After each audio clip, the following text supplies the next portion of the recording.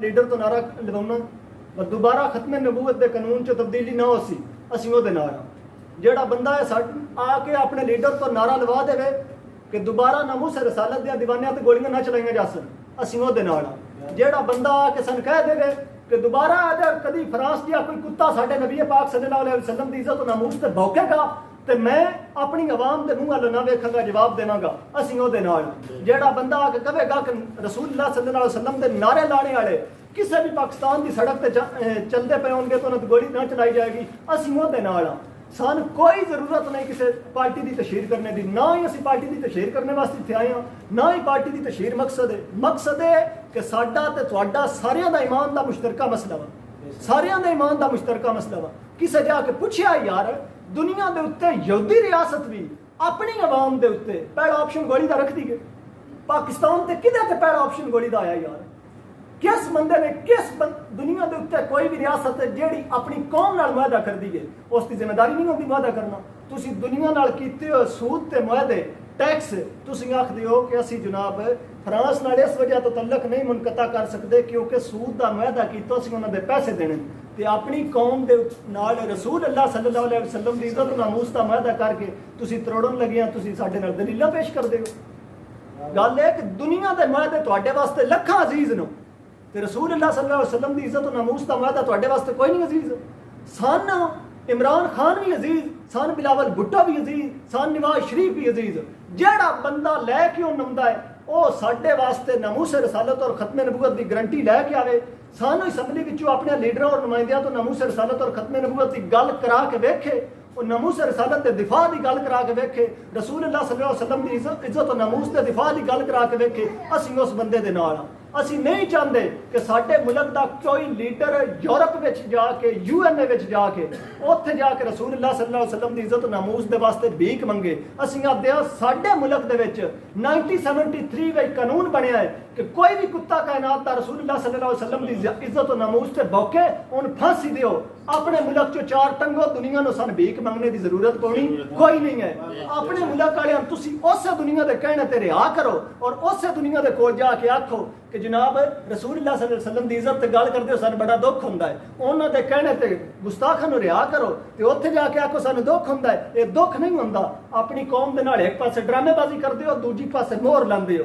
ਗੱਲ ਇਹ ਕਿ ਅਸੀਂ ਸਾਰਿਆਂ ਲੀਡਰਾਂ ਦੇ ਨਾਲ, ਸਾਰੇ ਸਾਡੇ ਵਾਸਤੇ ਕਾਬਿਲ ਇੱਜ਼ਤ ਨੇ, ਸਾਡੇ ਸਾਰੇ ਕਾਬਿਲ ਦਾਦ ਨੇ, ਲੇਕਿਨ ਰਸੂਲ ਅੱਲਾਹ ਸੱਲੱਲਾਹੁ ਅਲੈਹਿ ਵਸੱਲਮ ਦੀ ਇੱਜ਼ਤ ਨਾਮੂਸ ਦੇ ਮਾਮਲੇ ਵਿੱਚ ਸਾਡੇ ਵਾਸਤੇ ਕੋਈ ਵੀ ਕਾਬਿਲ ਇੱਜ਼ਤ ਨਹੀਂ, ਕੋਈ ਵੀ ਕਾਬਿਲ ਦਾਦ ਨਹੀਂ। ਸਾਡੀ ਜੁੱਤੀ ਦੀ ਨੋਕ ਉੱਤੇ ਨੇ ਸਾਰੇ। ਕੋਈ ਸਾਨੂੰ ਕਵੇ ਲੱਖ ਸਿਆਸੀ, ਕੋਈ ਸਾਨੂੰ ਲੱਖ ਕਵੇ ਗੈਰ ਸਿਆਸੀ। ਗੱਲ ਹੈ ਸੰਤ ਬਾਬਾ ਸਾਡਾ ਦੱਸ ਕੇ ਗਿਆ ਹੈ, ਜੁਦਾ ਹੋਵੇ ਅਗਰ ਦੀ ਸਿਆਸਤ ਸੇ तो रह जाती है चंगेजी। ਸਾਨੂੰ ਦੂਜਾ ਬਾਬਾ ਸਾਡਾ ਇਹ ਵੀ ਦੱਸ ਕੇ ਗਿਆ ਹੈ ਕਿ ਰਸੂਲ ਅੱਲਾਹ ਸੱਲੱਲਾਹੁ ਅਲੈਹਿ ਵਸੱਲਮ ਦੀ ਇੱਜ਼ਤ ਨਾਮੂਸ ਦੇ ਮਾਮਲੇ ਵਿੱਚ ਇਹੀ ਗੱਲ ਕਰਨੀ ਹੈ। करूँ तेरे नाम पे जा फिदा, एक जहां क्या दो जहां फिदा, दो जहां से भी नहीं जी भरा, करूँ क्या करोड़ों जहां नहीं। जी अगर तुसी कर छड़िया ना अपनी जान और जहान फिदा करने का मेरा ज़हन और नजरिया भी लैके आए, खुदा दी कसम मर के कब्र में जाओगे ना, किसी सवाल करने तो पहले ही आखोगे मर के पहुंचा हूँ यहाँ इस दिल रुबा के वास्ते। और हशर वाले दिहाड़े भी बाबिया ने अन्य नहीं दसियां, अहले इलम बसारत नाल दसदे रहे। अशर वाले दिहाड़े जेड़े रसूल अकरम सल्लल्लाहु अलैहि वसल्लम अपनी दस्तार मुबारक उतार देंगे साडे वास्ते, अल्लाह ताला दे सामने दस्तार मुबारक उतार देंगे, उन्हां रसूल अकरम सल्लल्लाहु अलैहि वसल्लम दा ताजदार खत्मे नबूवत दा नारा लाने होया असीं अपने हाथ उता करन लगे बड़े शर्मांदे हां। सानू बड़ी शर्म जी आ जांदी है कि सारे रल के मिले उस कहीं ये न समझे कि फलानी पार्टी दा बंदा है। और हशर वाले दिहाड़े जिस वेले जान कुर्बान करने दा नजरिया लैके जाना है ना, हशर वाले दिहाड़े रसूल अल्लाह सल्लल्लाहु अलैहि वसल्लम सामने बैठे होने पुलिस रात ते उत्थे फिर जिन्हां दित्ती होनी है ना जान, उन्हां ते इंज करके लग जाना कि पाए कुबा पुल से गुजरेंगे तेरी आवाज पर रब्बे सल्लम की सदा पर वजद लाते जाएंगे। असां तुहाडे तो कुछ भी नहीं जे मंगदे, तुसीं अपने लीडरां तो गल कराओ रसूल अल्लाह सल्लल्लाहु अलैहि वसल्लम दी, और गल मेरी ना कराओ अमल कराओ। असीं तुहाडे नाल जे नहीं करा सकदे तो फिर साडे नाल आओ।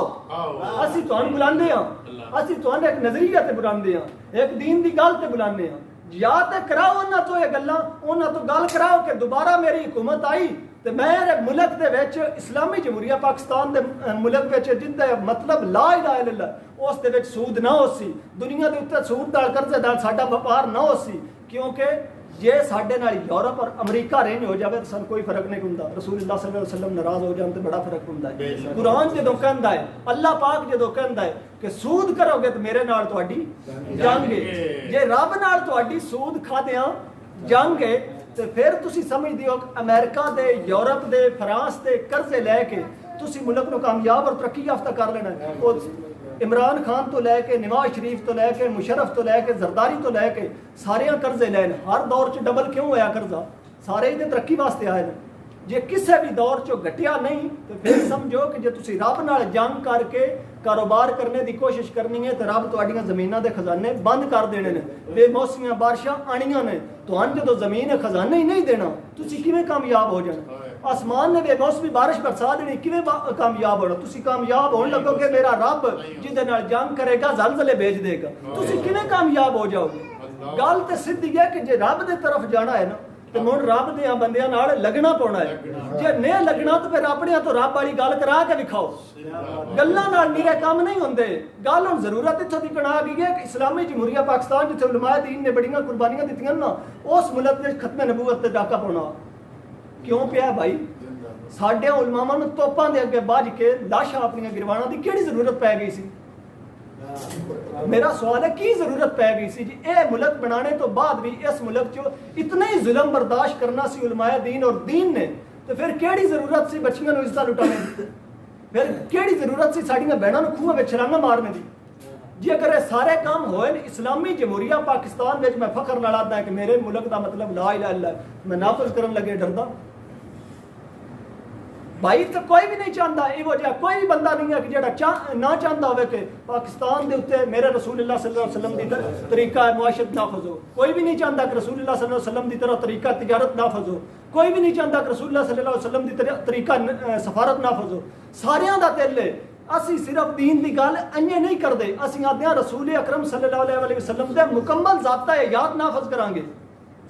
ਜੇ ਨਾ ਕਰ ਸਕੇ ਤਾਂ ਛੱਡ ਦਿਆਂਗੇ ਭਾਈ, ਆਖਾਂਗੇ ਤੌਬਾ। ਲੇਕਿਨ ਅਸੀਂ ਮਿਸਾਲ ਲਾਈਟਾਂ ਦੀ ਨਹੀਂ ਦਿੰਦੇ। ਅੱਜ ਤੱਕ ਨਹੀਂ ਆਖਿਆ ਲਾਈਟਾਂ ਲਵਾ ਕੇ ਦੇਵਾਂਗੇ, ਰੋਡ ਬਣਾ ਕੇ ਦੇਵਾਂਗੇ। ਗੱਲ ਇੱਕ ਅਸੀਂ ਤੇ ਮਿਸਾਲ ਦਿੰਦੇ ਆ ਕਿ 8 ਤਲਵਾਰਾਂ ਮਗਰ ਟੰਗੀ ਹੋਣੀਆਂ ਨੇ ਤੇ ਖਜੂਰਾਂ ਦੀਆਂ ਗੁੱਠੜੀਆਂ ਚੂਸ ਕੇ ਵੀ ਰਾਤ ਦੇ ਰਾਤ ਨਿਕਲਣਾ ਪੈਂਦਾ ਹੈ। ਜੇ ਨਜ਼ਰੀਆ ਲੈ ਕੇ ਅਮਲ ਕਰਨਾ ਹੈ ਤਾਂ ਸਾਥ ਦੇਣਾ ਤੇ ਤਾਂ ਦੇਣਾ ਹੈ। ਜੇ ਸਮਝਣਾ ਹੈ ਕਿ ਮੈਂ ਆਪਣਾ ਘਰ ਬਚਾ ਲੈਣਾ ਹੈ, ਦੀਨ ਦਾ ਜਿੰਨਾ ਕੰਮ ਕਰਨਾ ਨਾ ਉਹਨਾਂ ਨੂੰ ਬਾਹਰੋਂ ਕਿਸੇ ਫੰਡ ਕੋਈ ਨਹੀਂ ਦੇਣੀ। ਉਹਦੇ ਵਾਸਤੇ ਵੋਟ ਵੀ ਦੇਣਾ, ਨੋਟ ਵੀ ਦੇਣਾ ਹੈ ਇੰਸ਼ਾਅੱਲਾਹ। ਉਹਦੇ ਵਾਸਤੇ ਘਰ ਵੀ ਆਪਣਾ ਲੁਟਾਣਾ ਹੈ। ਮੈਂ ਖੁਦਾ ਦੀ ਕਸਮ ਵੇਖੇ ਨਹੀਂ ਉਹ ਜੇ ਬੰਦੇ ਜਿਨ੍ਹਾਂ ਦੇ ਇਹਨਾਂ ਪਿਛਲੇ ਦੌਰ ਵਿੱਚ ਘਰ ਫਰੋੜ ਦਿੱਤੇ ਗਏ, ਦਰਵਾਜ਼ੇ ਬੰਦ ਦਿੱਤੇ ਗਏ, ਉਹਨਾਂ ਦੀ ਘਰਾਂ ਦੀ ਇਹੋ ਜੀ ਮਾਲ ਜਿਹੜਾ ਨੇ ਲੁੱਟ ਕੇ ਲੈ ਗਏ। ਲੇਕਿਨ ਉਹਨਾਂ ਨੂੰ ਮੈਂ ਇਤਜਾਜ ਕਰਦਿਆਂ ਨਹੀਂ ਵੇਖਿਆ ਕਿ ਮੇਰਾ ਘਰ ਕਿਉਂ ਲੁੱਟ ਕੇ ਗਏ। ਲੋਕ ਇੱਕ ਪੋਸਟਰ ਫੜ ਕੇ ਸੜਕਾਂ ਉੱਤੇ ਆ ਜਾਂਦੇ ਹਨ ਤੇ ਆਖਦੇ ਹਨ ਕਿ ਯਾਰ ਅੱਲਾ, ਯਾਰ ਮੇਰੇ ਮੁਲਕ ਦੇ ਵਿੱਚ ਜਿੱਥੇ ਮੇਰੇ ਕਾਬਰੀਨ ਨੇ, ਮੇਰੇ ਬਜ਼ੁਰਗਾਂ ਨੇ ਕੁਰਬਾਨੀਆਂ ਦਿੱਤੀਆਂ, ਉਸ ਮੁਲਕ ਵਿੱਚ ਮੇਰੇ ਰਸੂਲੁल्लाह सल्लल्लाहु अलैहि वसल्लम ਦੀ ਇੱਜ਼ਤ ਨਮੂਸ ਦੀ ਗੱਲ ਕਰਨੇ ਵਾਲਿਆਂ ਉੱਤੇ ਹੀ ਅਮਲੇ। ਉਸ ਮੁਲਕ ਦੇ ਵਿੱਚ ਰਸੂਲੁल्लाह सल्लल्लाहु अलैहि वसल्लम ਦੀ ਇੱਜ਼ਤ ਦਾ ਦਿਫਾ ਕਰਨੇ ਵਾਲੇ ਮੁਮਤਾਜ਼ ਕਾਦਰੀ ਨੂੰ ਫਾਂਸੀ ਲਾਣੀ ਸੀ ਤੁਸੀਂ। ਇੱਕ ਵੀ ਗੁਸਤਾਖ ਨੂੰ ਤਾਂ ਨਹੀਂ ਤੁਸੀਂ 73 ਤੋਂ ਲੈ ਕੇ ਫਾਂਸੀ ਲਾ ਸਕੇ, ਮੁਮਤਾਜ਼ ਕਾਦਰੀ ਨੂੰ ਕਿਉਂ ਲਾ ਦਿੱਤੀ ਗਈ? ਆਪਣੇ ਜਿਹੜੇ ਵੋਟ ਦੇ ਕੇ ਪਹੁੰਚਾਉਂਦੇ ਨਾ ਅਸੈਂਬਲੀ ਵਿੱਚ, ਉਹਨਾਂ ਤੋਂ ਸਵਾਲ ਤਾਂ ਕੀਤਾ ਕਰੋ ਯਾਰ, MLA ਜਾਂ MPA ਤੋਂ, ਕਿ ਭਾਈ ਤੁਸੀਂ ਵੋਟ ਦੇ ਕੇ ਤੁਹਾਨੂੰ ਮੈਂ ਦੇ ਰਿਹਾ ਅਮਾਨਤ, ਤੂੰ ਖਾਨ ਸਾਹਿਬ ਤੱਕ ਪਹੁੰਚਾਣਾ ਜਾਂ ਤੂੰ ਨਵਾਜ਼ ਸ਼ਰੀਫ ਤੱਕ ਪਹੁੰਚਾਣਾ ਹੈ, ਤੇ ਮੇਰਾ ਵੋਟ ਤੇਰੇ ਕੋਲ ਅਮਾਨਤ ਹੈ। ਲੇਕਿਨ ਗੱਲ ਇਹ ਕਿ ਮੈਂ ਇਸਲਾਮੀ ਜਮਹੂਰੀਆ ਪਾਕਿਸਤਾਨ ਦਾ ਰਹਿਣੇ ਵਾਲਾ ਬੰਦਾ, ਇਸ ਵੋਟ ਦੇ ਉੱਤੇ ਜੇ ਰਸੂਲੁल्लाह सल्लल्लाहु अलैहि वसल्लम ਦੀ ਇੱਜ਼ਤ ਨਮੂਸ ਦੇ ਬਾਰੇ ਗੱਲ ਨਹੀਂ ਕਰ ਸਕਣੀ ਤੇ ਦੁਬਾਰਾ ਵੋਟ ਲੈਣ ਮੇਰੇ ਕੋਲ ਕੋਈ ਨਾ ਨਹੀਂ। ਤੇ ਵੋਟ ਦੇਣ ਲੱਗਿਆ ਖਿਆਲ ਕੀਤਾ ਕਰੋ, ਰਾਣਾ ਸਨਾਉल्लाह ਜਾਂ ਪਰਵੇਜ਼ ਖਟਕ ਵੋਟ ਦੇ ਹੱਕਦਾਰ ਨਹੀਂ ਹੁੰਦੇ। ਇਸਲਾਮੀ ਜਮਹੂਰੀਆ ਪਾਕਿਸਤਾਨ ਦੇ ਨੁਮਾਇੰਦੇ ਰਾਣਾ ਸਨਾਉल्लाह ਜਾਂ ਪਰਵੇਜ਼ ਖਟਕ ਜੇ ਨਹੀਂ ਹੁੰਦੇ। ਅੱਗੋਂ ਤੁਸੀਂ ਆਪ ਸਮਝਦਾਰ ਹੋ ਸਾਰੇ, ਕਿਸੇ ਨੂੰ ਦਾਵਤ ਮਜ਼ੀਦ ਦੇਣੇ ਦੀ ਜ਼ਰੂਰਤ ਨਹੀਂ। ਹੁਣ ਮੈਂ ਜਨਾਬ ਮੌਲਵੀ ਸਾਹਿਬ ਨੂੰ ਆਖਾਂਗਾ ਕਿ ਸਲਾਮ ਪੜੋ, ਖਤਮ ਕਰੋ, ਤੇ ਜਿਹੜਾ ਨਹੀਂ ਹੈ ਰੋਟੀ ਤਿਆਰ ਹੈ, ਸਾਰਿਆਂ ਬੰਦੇ ਇਸ ਵੇਲੇ ਕੰਮ ਤੇ ਕਰ ਜਾਣਾ। ਜੇ ਕਿਸੇ ਨੂੰ ਕੋਈ ਗੱਲ ਭੇੜੀ ਲੱਗੀ ਹੈ ਤਾਂ ਲੱਖ ਵੇਰੀ ਬਾਈ ਲੱਗੇ, ਗੱਲ ਹੈ ਹੱਕ ਦੀ ਗੱਲ ਲੱਖ ਵੇਰੀ ਲੱਗੇ ਕਿਸੇ ਬੇੜੀ, ਕੋਈ ਫਰਕ ਨਹੀਂ, ਕੋਈ ਡਰ ਨਹੀਂ।